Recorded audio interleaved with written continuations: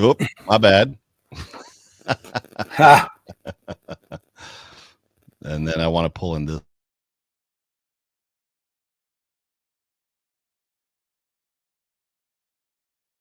I'm talking about straining for that logo on the side of your helmet and not the name on your back. Yes, sir. Because we know what it represents. It represents everybody here you see and everybody you can't that we've talked about. I'm here to strain with you, men. I swear to God, I'm here to strain with you. Let's go. Everything you got, strain with everything you got. Let's go. Bills on three. 1, 2, 3. Bills.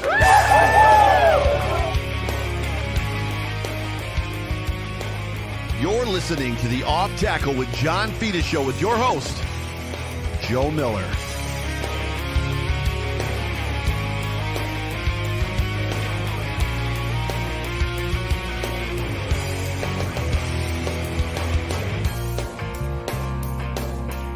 Well, what is going on, everybody? Welcome, everybody, into a special cooperative event. This is the Off Tackle with John Fetus Show and the Overreaction Buffalo Sports Show, post-game show with some special guests. We're coming off of a Buffalo Bills victory. Happy Victory Sunday to everybody. Happy Victory Christmas. Merry Victory Christmas, John. Merry Victory Christmas Eve, Joe Miller. That's that, too. This show is brought to you by two awesome sponsors, Fichte, Endel, and Elmer Eye Care, as well as the Market Dominator. And we will bring our special guests in a moment. Before we do anything, let's get one of our spots out of the way. So let's hear from Fichte, Endel, and Elmer first. Picture this. Crystal clear vision without the hassle of glasses or contacts. Imagine watching Josh Allen's game-changing touchdowns with absolute clarity. At Fichte, Endel, and Elmer Eye Care, we can make that a reality. Now, in a matter of seconds with Zeiss Smile technology, you can see clearly and get back to doing the things you love as soon as the next day. Visit us online at Fichte.com and take our free self-test to see if you're eligible and schedule an evaluation. Fichte, Endel, and Elmer Eye Care. Focused on you. Go Bills! If you are in the market to get some laser corrective surgery done, please do not hesitate. Call Fichte, Endel, and Elmer Eye Care. They are awesome. They are good to us. They're good to Buffalo Rumblings. We appreciate them. Merry Christmas to them as well. Big John. Big dubs. It wasn't pretty. You know, it's a little bit like on Christmas morning, you got a gift, right? So you're happy about getting the gift, and then you open it up, and your Aunt Claire gave you the bunny suit, the pink bunny suit. Like Ralphie is like, I got a gift, but it's not awesome. But in the end, you're like, I got a gift, so it was awesome. We got the W, right? Yes. We definitely got the dub. And at the end of the day, Josh Allen is 100% correct. You win in advance. And the Bills have been in playoff mode for this is the third week now. They are in full-on playoff mode. I can't even begin to imagine what it must be like. It's one thing to go into the playoffs like with 4 games to play, a 4-game tournament if you don't have a bye, 3 games if you have a bye. And then if you stack 3 games on top of that, it's like we can't lose for 2 months. 2 months we can't lose. The pressure, right? The pressure has to be immense.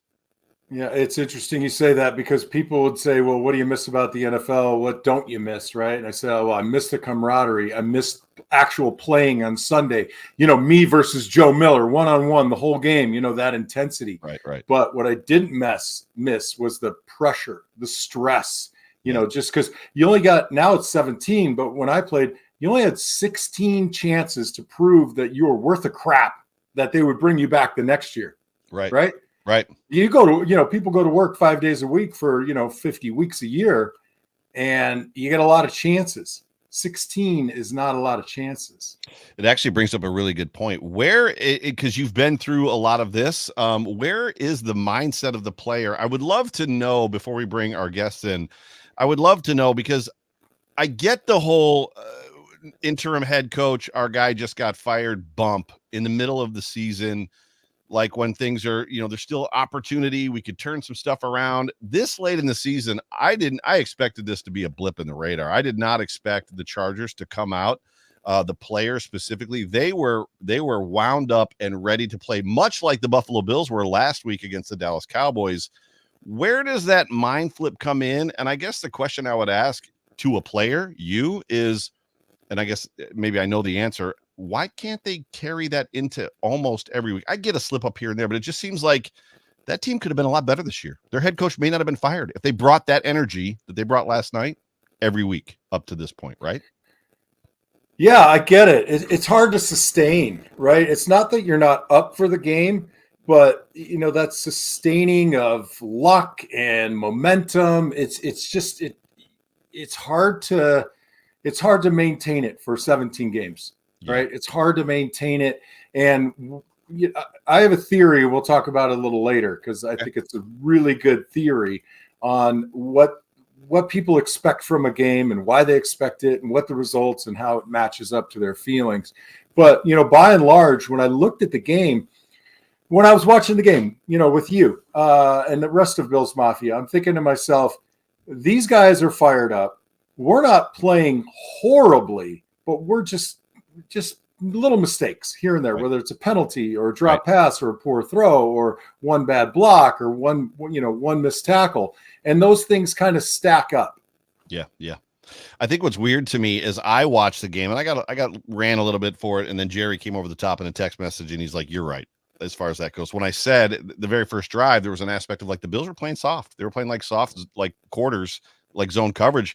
And they're like almost kind of wanting to see. And I know this Bills defense and Sean McDermott does that a lot. We want to see what you're going to do. Right. And we're going to kind of let you flex a little bit on the first drive.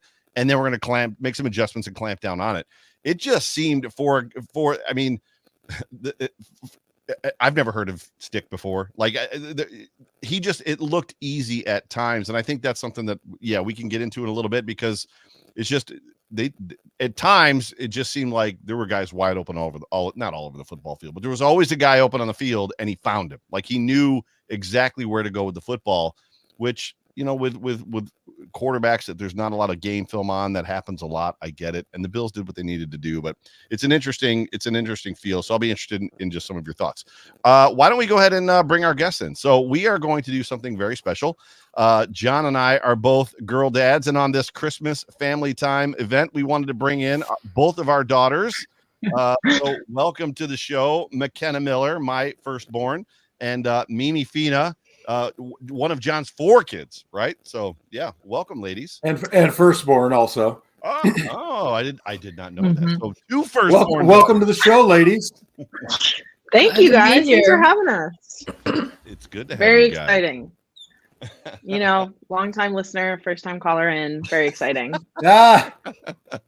Well played. Although I have seen you over your dad's shoulder pre-show or post-show many times as far as that goes. I'm like talking to you, and generally you can't hear me because you don't have headphones on, but we've solved that problem. McKenna, how are you feeling this morning? Pretty good. I'm excited for Christmas. And I don't know. I was excited about the game, but I'm not that excited. Because it wasn't that good of a game, I guess. She's just letting it Anytime you get the W, it's a great game, right? We got the W. She's coming out of the gate firing. So what we like to do here on this show, and this is going to be more of an off-tackle show than an overreaction show, because the overreaction show is a monologue where I basically just talk through my feelings, and I don't want that to be it. We want to have a family conversation.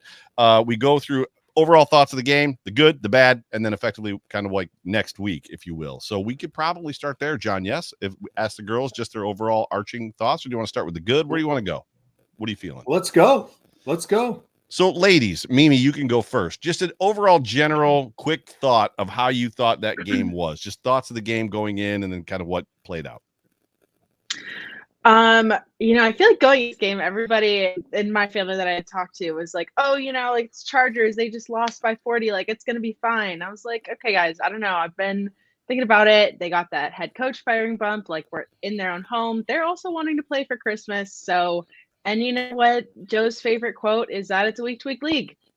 You never know how things are gonna go. So it's football. So I was ready to watch it. I was enjoying the time with my family. I was enjoying sitting in the back couch in my own little anxious spot at certain times. But, we got the win. It was a close win, so I'll take it. Yeah. McKenna? Personally, sorry. I thought that the Chargers wouldn't really try because they don't really have, like, something to play for anymore, like, other than a better draft pick. So I thought that they were just going to, it was going to be an easy game personally, and then it wasn't. And then I was just like, Oh, okay. So it was kind of disappointing when they were actually doing good, and like they had an awful game against the Patriots. So I was expecting us to crush them, and then we didn't. Yeah, very good. John, overall thoughts? So I wanted to bring this back up now that the girls are on here. I was thinking to myself, like, last week when you said, "Oh, we're going to curb stomp the Chargers," and I got furious, and I'm knocking on wood, and I got up, and I'm like, and then I had a moment of epiphany yesterday, and it kind of falls into this category of, when I think passionately about something, and people do this all the time, they do this presumptive agreement statement. Well, we can all agree that, right? So a lot of fans will get into this mode that this is what it is, right? And anything that falls short of that expectation is some sort of, not really a betrayal, but now you're looking for reasons why it didn't happen. Oh, they weren't up for the game. They didn't study hard. The other team wanted it more than they did. When in actuality, it's just a good game, right? That team came to play. They had a lot of motivators to play. But when you put yourself in this space of thinking we should beat the crap out of these guys, and then it doesn't happen, you start talking about we're playing down to the level of our opponent or this and that.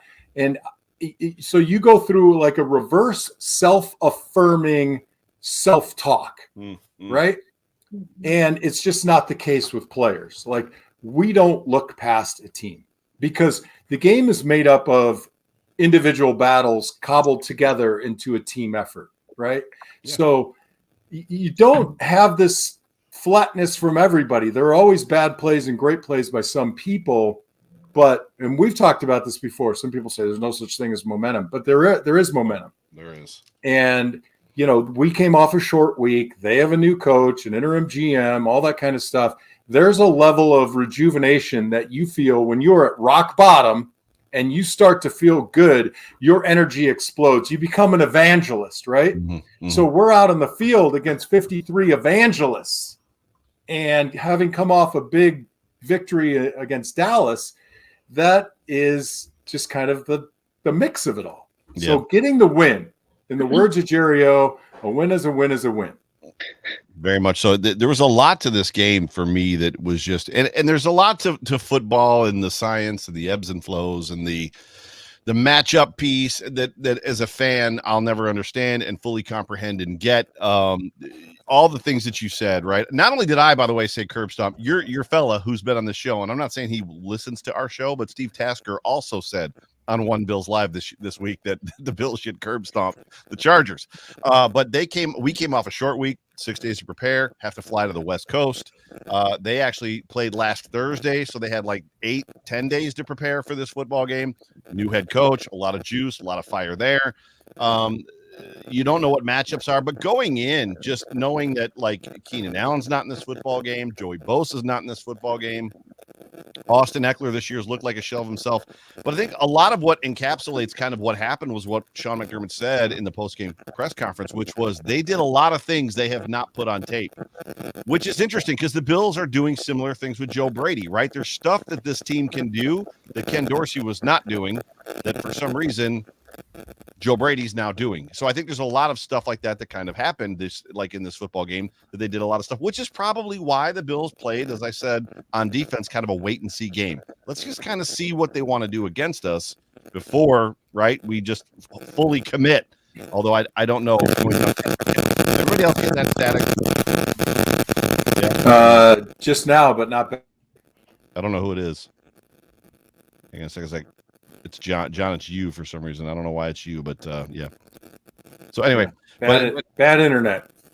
But for some reason, going down 10-0, I don't know that it helped their case, but the Bills had what it took to kind of come out of it. But yeah, so as far as the good, let's talk about the good. And I think what would be a fun exercise for us as far as just as a group, asking the girls real quick, just as far as when you think of the good in this football game and how this football game went, what was, McKenna, I'm going to let you go first. What was the best player in this game that you saw? What was who had the best game in this game for you offensively? Probably Gabe Davis. I mean, coming into the game, he didn't really have any catches. I think he didn't have a catch for like 2 games or so. Is that true? I think he had. I don't remember the numbers. It was 4 out of 6. He had a catch in 4 of the last 6 games. He did not have a catch. Yep. Yeah. So then him coming into this game and catching those long balls and like actually catching it. Like, and he had a couple of them, and they were good catches, and they were like hard to make. But like he had a really good game, in my opinion. Yeah, he did. It was impressive to me. Just, I think you and I both, when he caught the long ball, the touchdown pass, that we were like, "Oh my God, he caught it!" Yeah. Which isn't great. John, your audio for some reason is super staticky. Your microphone. I don't know if you can unplug it and plug it back in or something like that, or select a different microphone. Mimi, what about you?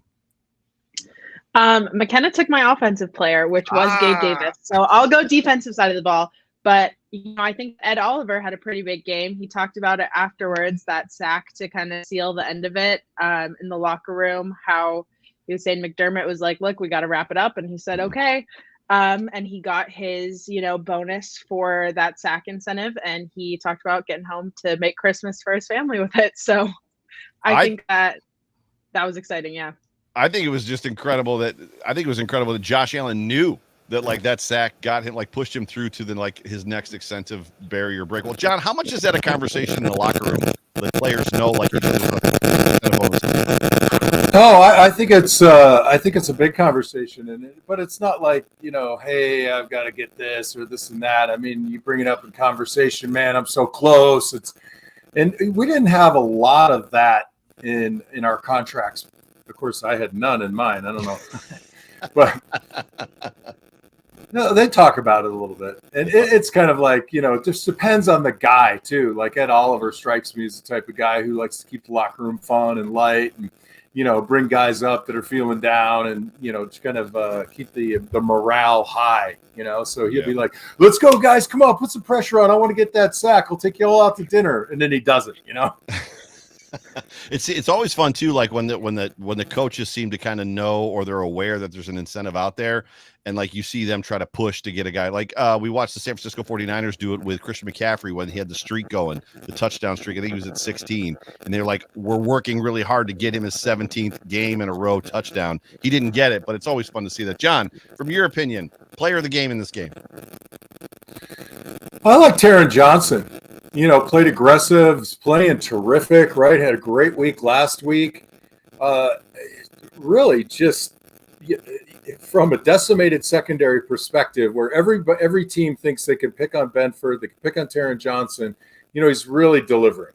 He's just playing super good football. My second player of the game is both offensive guards. I haven't gone back and dissected the film yet, but what I'd say is when you don't see them highlighted, when you don't get penalties, when you don't hear their name called, and they generally disappear, it usually means they played pretty well. Yeah. And, I always want to give props to the big boys up front when I can.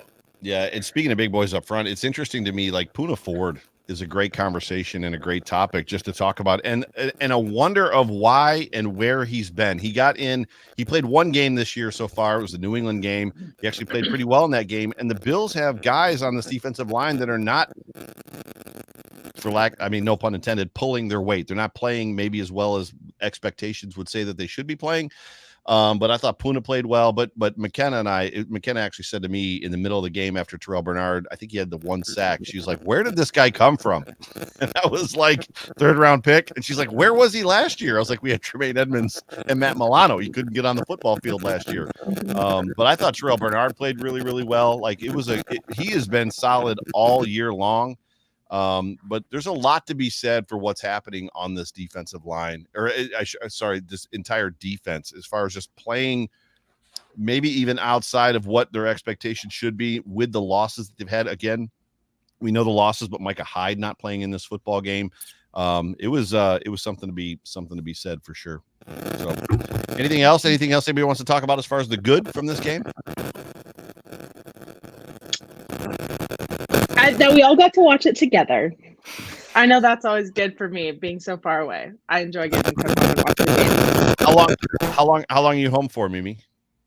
I'll be home until like first week of January, so I got the next Bills game as well to watch at home. Yeah, real quick, we probably didn't do any of this. So you're a student, a college student, a grad student at FSU, correct? Yes, I am. Yeah, very cool. Yeah, And I'm McKenna, studying the. Mhm. go ahead. You're studying. Oh, I'm studying mental health counseling for my master's. Oh, I might need some of that. Being a Bills fan, McKenna, and where are you currently going to school, McKenna? I can say the school. Well, why not? It's I not don't know. against I the go law. to Frontier High School, and I'm a junior. And you're both athletes, McKenna. You play what? Flag football. And what position do you play? I rush the quarterback. She is a pass rusher. And McKenna, interestingly enough, she actually played quarterback when she first started playing fantasy football, when she first started playing flag football In the second grade. in the second grade, which was funny to me. And John, I may have told you this story before, but I'll say it again. What's interesting about that is I got told by one of the other parents that like girls always make the best quarterbacks at that young of an age because they actually pay attention and they like learn football. And sure enough, we got out there and she got picked to be a quarterback and we like learned. I showed her how to throw a football and turning her hips and all that kind of stuff. And she still can throw a football pretty well. And like the coach would like be coaching them up and McKenna's just standing there like staring at the coach, like taking in everything he's saying. Meanwhile, all the boys were like bending over, like picking up grass and like trying to like pick stuff, like picking flowers off the football field. I remember specifically times McKenna being out on the field and like the play call would come in and she's like yelling at the other boys, like that they're not in the right spots. You're supposed to be here. You're supposed to be there in the second grade, which is great. And Mimi, you are also an athlete. What do you play? Yes, I like to say that I'm retired now, but I played Retired. rugby throughout my undergrad. Yeah, retired rugby player for Arizona State. Very cool. That's awesome. Which is that John's alma mater, or was that, or did I always His get rival. Arizona. John went to Arizona. Gotcha. Mm-hmm. Gotcha. Very good. Go ahead, John. You're gonna say But good? No, I was just laughing at you. You got to get that right, man. It's like serious business in the state. Like you don't confuse Arizona State and Arizona. It honestly, Joe, it makes you seem like you're not doing your homework, and I'm disappointed. I'm not a college football fan at all. The only rivalry we know is Ohio State and Michigan. That's the only one that matters. Go Bucks. You want to talk about? We talked about the good, Joe. Let's talk about holy cow needs work. You want to do that? Yeah, let's do that. Because I want to go first. You have the floor, my friend. How many times have I told you you could fair catch every punt? You could just be so vanilla and so boring. Just don't hurt us. Yeah. Right? Yeah. I mean, the punter did well yesterday. I thought he kicked the ball really well. Yeah, for sure. Bass hit his field goals, kicked the ball into the end zone, except for the squib. But we fumble, right? And so if it's not a fumble, it's 2 blocks in the back. I just have always hated special teams with the regard that everybody wants to see a big play. I just want to see no play, nothing exciting. So it just aggravates the living hell out of me. It really does. The work, sorry. It's Dolphins week, right? We're going to have to firm up coverage. I'm sure the game plan that the Dolphins bring won't be the same as when we, collapsed them last time. So we have to be so sound defensively. I think the key to this game is really going to be our defense shutting down the Dolphins offense. So there's a lot of work in the secondary. Yeah, there's a lot. Mimi, your thoughts on just kind of like a player that needs to maybe play a little bit better or just work in general from what you saw? I think like it's a bunch of components. Like I feel like, at the beginning of the year, Diggs was getting like his 100-yard receiving games. And then we kind of got James Cook going. And then in this game, when we were struggling with both of them, we got Gabe Davis going a little bit. And Shakir's, of course, been sprinkled in throughout those. But if we can get all of those parts going at the same time, I think that would be just a beautiful thing to watch. I understand it's hard, and I'm glad that we do have people stepping up when kind of these other pieces are maybe lagging a little bit. But I think once we get them all together, I think it'll be a thing of beauty. Agreed. McKenna, the floor is yours. Well, I mean, they didn't play as clean this week. Like last week, there wasn't as many penalties as this week. I feel like the one drive where there was 4 penalties in just one drive, and that really just screwed us up a bit. Like, I don't know, and I'm not blaming it on the refs because I don't know. I think all the penalties were the Bills' faults. And I don't know. I just think it was just stupid how they were 4 penalties in one drive. Like, you can't, like, right after you get a penalty, you should know to, like, be clean, but they weren't doing that. Yeah, I think what's interesting about that too is like 2 of those were actually first downs. They actually made first downs, and then a penalty dropped them back. They made like the 17-yard first down, and then another penalty dropped them back. And then on that last play that Josh Allen was scrambling, like losing his mind, where right before Sam Martin had to kick it from his own end zone, he had Khalil Shakir wide open in the middle of the field, but because of the rush, Josh could not let the ball go. He like literally like Khalil's like waving his arms like, I'm right here. And like there's nothing Josh could do except pull it down, try to squiggle around, and then like pull it down again. He just could not get the ball out. That's really good. There's a lot in this game for me. And I think Mimi kind of was going in the direction that I wanted to go, which was, I don't know what it is, and maybe John can speak to it, just being a former player, and you know what happens in conversations in the locker room as far as around game planning, and as they break down film and they talk about stuff like Stephon Diggs vanishing from this offense 2 years in a row late in the season is just strange. And I've watched enough Tony Romo to listen to him like talk about what a receiver should do. And Tony, a lot of people don't like Tony. I think Tony's great because he has an outlook and a preview of a play that I don't think anybody else gives us. But there's times that he talks about like a receiver flattening off his route. And Stephon Diggs did one in this game as well, where he went out and he actually double moved and broke back to the post and kept going towards kind of like the pylon. And Josh shorted the ball like by a lot. And there's an aspect of like listening to Tony Romo. And I said this when McKenna and I were on the couch, like was he supposed to flatten that route out? Like was Josh expecting him to come more lateral across the field? But they've got to do something. There's something broken. There's something wrong in this offense where the two guys that kind of like made this 2020, 2021 thing happen when Josh Allen and Stephon Diggs, like those two guys are like bread and butter, right? They're salt and pepper. They're whatever you put together, they go together. And for some reason, it's just not clicking, and it hasn't for the last couple of years. They've got to figure something out. So, John, floor is yours. What do you see in that relationship as far as just kind of, and I can't unmute you for some reason, so I'm trying to unmute you. I don't know if you can unmute yourself. Yeah, you muted yourself. Just the floor is yours as far as just your thoughts on that relationship. What's going on there? Why they're having trouble connecting? Basically, Kelly and Reed, right? There was never a time when Kelly and Reed couldn't find each other. Like these two, for some reason, are having trouble right now.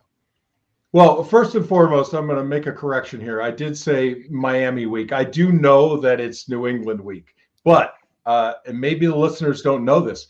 The game plan for Miami is being built this week.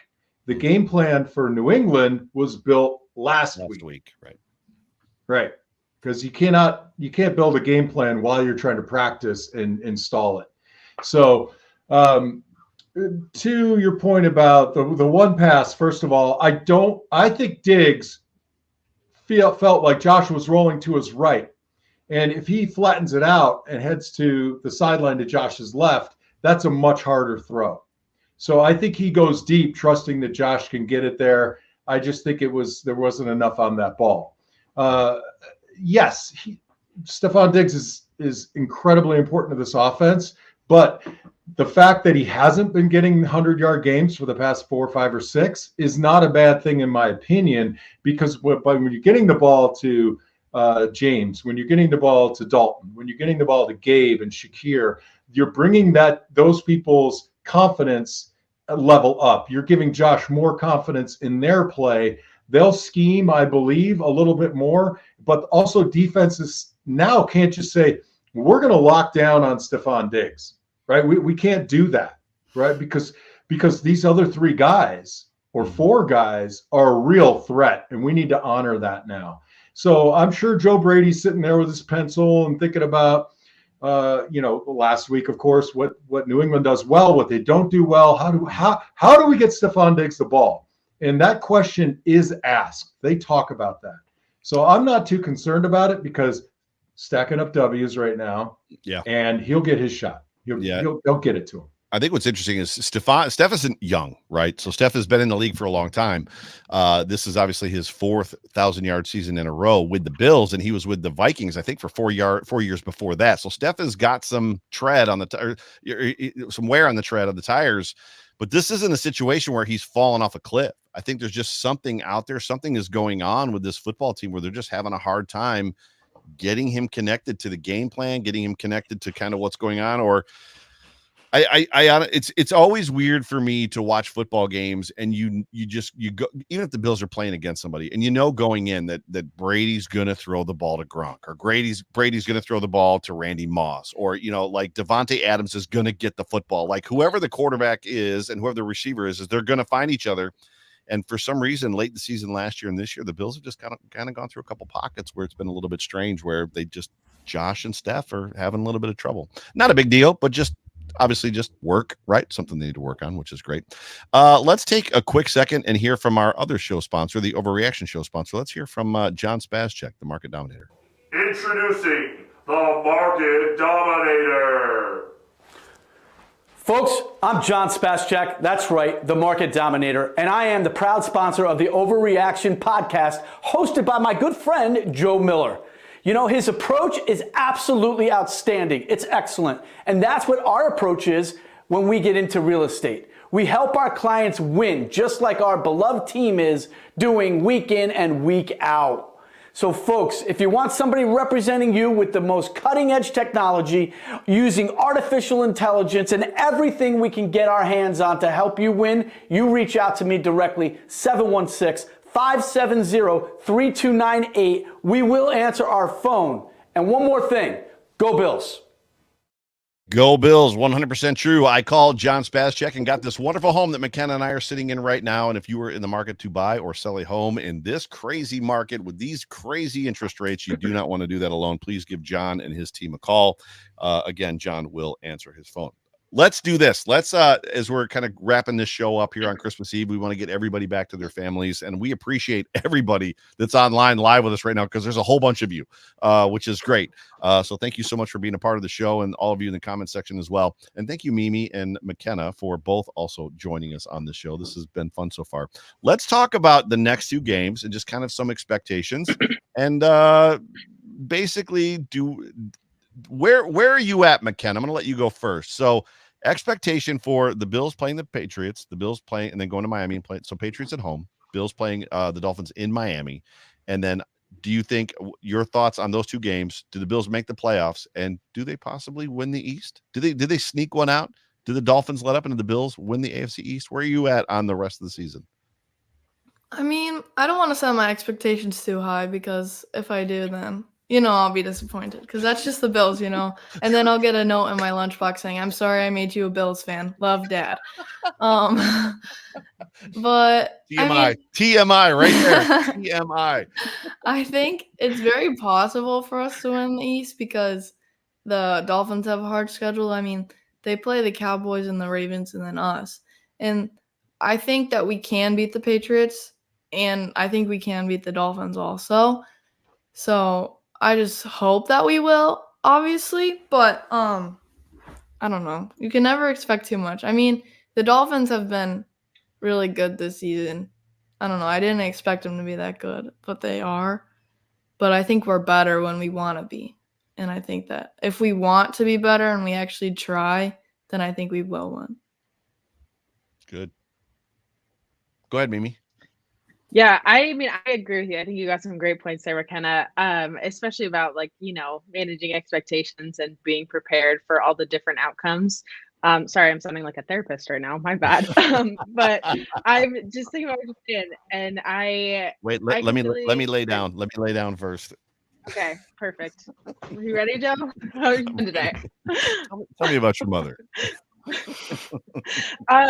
But I agree. I think we can beat these teams that we've got coming up. I hope that they go out into the Patriots game with some vengeance, with some seek for revenge, especially because it'll be a home game in Buffalo, looking to set the record straight out of the last meeting.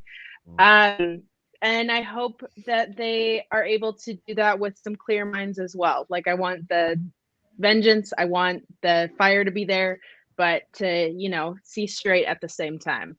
But if they can do it, I'm excited for what the rest of the year holds, though. Awesome. John? It just scares me. They're not a good team with a record, right? They don't score a lot of points. I mean, paltry amount of points. Patriots. But You talk about the Patriots. Yeah. Yeah. Okay. Yeah, they don't score a lot. And again, to me, if we could shut them down, harass the quarterback, just get into a rhythm, I think that, there's no reason we shouldn't win this game. And I say that not like curb stomp, right? I just say win the damn game. Right? This is a division rivalry, just like the one following, and you just want to win the damn game. I don't care if it's by 1 point or 100 points. What do you need to do to get it? Just shut them down. You got to belittle them, harass them, big boy football, like you like to say, up front defensively, and just, for the first quarter, just strangle them off. You want to have 10 minutes of possession. You want to see them punt twice in the first quarter and score on your first 2 drives, touchdown and a field goal or 2 touchdowns. Same with down in Miami, though. I think the approach is going to have to be a little different. Obviously, we have to shut down Tua, but I think we have to take some chances offensively. I think we got to stretch the field a little bit as best we can. I think we got to move. I'd like to see Josh get outside the pocket a little bit early and sort of roll out run kind of option. He just seems to get really lubricated and ready to go when he has a chance to run the ball early. We can win both of these games, right? I think Miami can lose too. They can lose Dallas. They can lose the Ravens. They have a rougher 2-game stretch than we do. Mm-hmm. Or did, right? We had the Chargers. Yeah, what are your thoughts? So what would it mean if the Bills actually come from behind, like from being 11th? So out of 16 teams in the East, the Bills were in 11th place 2 weeks ago. They're in a playoff spot right now. Clearly the games on Sunday have to be played, and then that'll kind of determine what happens and where they sit after, like on Monday. But if the Bills literally come back from 11th place and win the AFC East after the Dolphins, I think they had a 3-game lead, 2 or 3 game lead of the Bills. I just there's a lot of I don't want to say demoralization, but just it'll be wildest dreams land kind of stuff going on as far as that goes. When I look at just the next 2 games that are kind of coming and the Bills and their opportunity, I believe they're going to win. I feel like they can beat the Patriots. Obviously, I feel like they can beat the Dolphins. We match up well. There's just this thing, and you and I have talked about it, John, of playing to the level of your opponent. And I don't know what it is. Like the Buffalo Bills might be the best team I've ever seen at playing to the level of their opponent. It's really like your team, John, when you guys played football, it didn't matter who you were playing. Yes, if you got a tough matchup, and we've talked about those games, it would be a battle. But by and large, we're going to go out and do our thing regardless. We don't care who you are. We don't care what you're going to play. We don't care who's on the football field. We're going to go do our thing. And when we wax you by 25 or 30 points, whether you're in first place or in last place, it is what it is. There's just an aspect that this team, whatever is happening, and I don't even know what goes into it. So I think that's my biggest fear. My biggest fear is that the Bills go into this Patriots week. Again, you said the big game plan was built last week, but there's just, I don't know if it's a letting up. So color me a little concerned, right? I just have a measure of concern. Joe, I'm concerned every game. But there isn't a game on the schedule ever that doesn't, I don't think, wow, we don't play well enough. This team could beat us. And if you just levels, go ahead. That's the level set that I always go with. Like, they're grown men. They get paid. They have people. They're fighting for their jobs. I've got to fight for mine. I have to get up every week personally. Yeah. Sometimes the dice don't roll in your direction, but it's just not as academic as I think a lot of people want to feel. Yeah. Like, well, we should beat them by 21. It's just not that way. If you want to say that's this team, the only way that I would agree with you is circumstantially, where we both feel like stop sitting back in soft coverage in these types of circumstances, which we tend to do. Now, last night, I thought to myself, this is a great opportunity to bring pressure. We did. We had Taylor Rapp and Jordan Poyer, now de facto, coming up and almost like playing a man situation, because we're giving up nickel corner and linebacker to the quarterback. And that's a hard way to play, because you're playing, it's like 2 guys in an umbrella. You're bringing guys, and you're kind of coming up to play. They got open. They made the throw. Yeah. right? So Yeah. it cuts both ways. I like it that way. I don't like sitting back. It gives me the heebie-jeebies. I think for me, point well made. I think for me, there's just an aspect of a Bruce Nolan, a Bruceism, as we like to call them. There's an aspect of like when one game, 2 game, it's not a big deal. 3 games is a trend, and when it's what you do, it's who you are. And the Buffalo Bills just play down to their opponents. There's something there that just makes me nervous, and I appreciate the fact that you're nervous too. So that just makes me feel good. Let's take just a minute to kind of go around the horn, if you will, and kind of get some final thoughts, and then we'll get everybody off to their family Christmas time. So, Mimi Fina, any final thoughts just about this show, this weekend, Christmas, family? The world is your oyster. Anything you want to talk about right now, not politics. Anything you want to talk about right now, or religion, is good. So feel free. The floor is yours. Any final thoughts before I get us out of here? I think that it's been a promising football week and a half so far. We had our UCLA win. We had our big Bills win against Dallas. We got our win yesterday, and we get to enjoy the rest of football today, tomorrow, bowl game season, and all the film watching that's going on in my living room every day. Yep. And I'm excited. I think that we've all talked about that we have hope, despite it being the thing with wings and fleeting. But I think that it is going to be a good rest of the season because we all get to enjoy it together. Awesome. Love it. McKenna, same rules apply, McKenna. Sorry. Obviously, I love the Bills, so I want them to win the Super Bowl, but I want them to win the Super Bowl so that I can get off of school for a week. Because when we win the Super Bowl, then there will be a parade and, there will be no way to get to school. So, Buffalo will be crazy, obviously. So, there's a hope in me that, the Bills have never won a Super Bowl. So, obviously, we want them to win a Super Bowl. But, deep down, I really want them to win a Super Bowl so that I don't have to go to school. That's amazing, John. Well, first and foremost, to Mimi's point, we have all of our kids at home, which is great. We've been watching football. Bruno has every game and every NFL game on his iPad. So we're spending 25 minutes a day coaching. We're doing pass sets in the living room. So it's been a blast, watching the game with Mimi last night, seeing her behave the same way I do during a game is actually hilarious. So just remember out there, Bills Mafia, that everybody you saw in the field today, from the trainers to the coaches to the support staff, equipment guys, and players, are all going home to see their families too. And they hurt a lot more in a loss than we do. They, revel in a victory with you. And really, in the end, it's about sitting down and having as much family and loved ones as close as you can get them, and making amends for rougher times and bad relationships. And it's all ready. We're all ready to refresh, renew, and start 2024. But with respect to the Bills, man, what they've overcome with injuries and on defense and getting a new offensive coordinator, whew, I mean, maybe that's the moment, right? Maybe that's what continues to build, and that's what they need right now. Yeah, super well said. And for me, I mean, there's a lot of just appreciation for the opportunity and thankfulness for the opportunity to get to do this and have people watch us live, talk about the Buffalo Bills and just be silly on camera. And I'm thankful for my family, and I'm thankful for you, John. I'm thankful for your family, and just knowing that we kind of get to go into extra thankful because we get to go into Christmas not being upset. I texted you last night and I was like, so what is the show going to be about, and what do we do if we lose? Because I was not going to be if we lost that game, I'm in a position where it's I'm doing overreaction and I'm going to rail this football team, right? That's kind of, I'm not in happy-go-lucky Merry Christmas mode.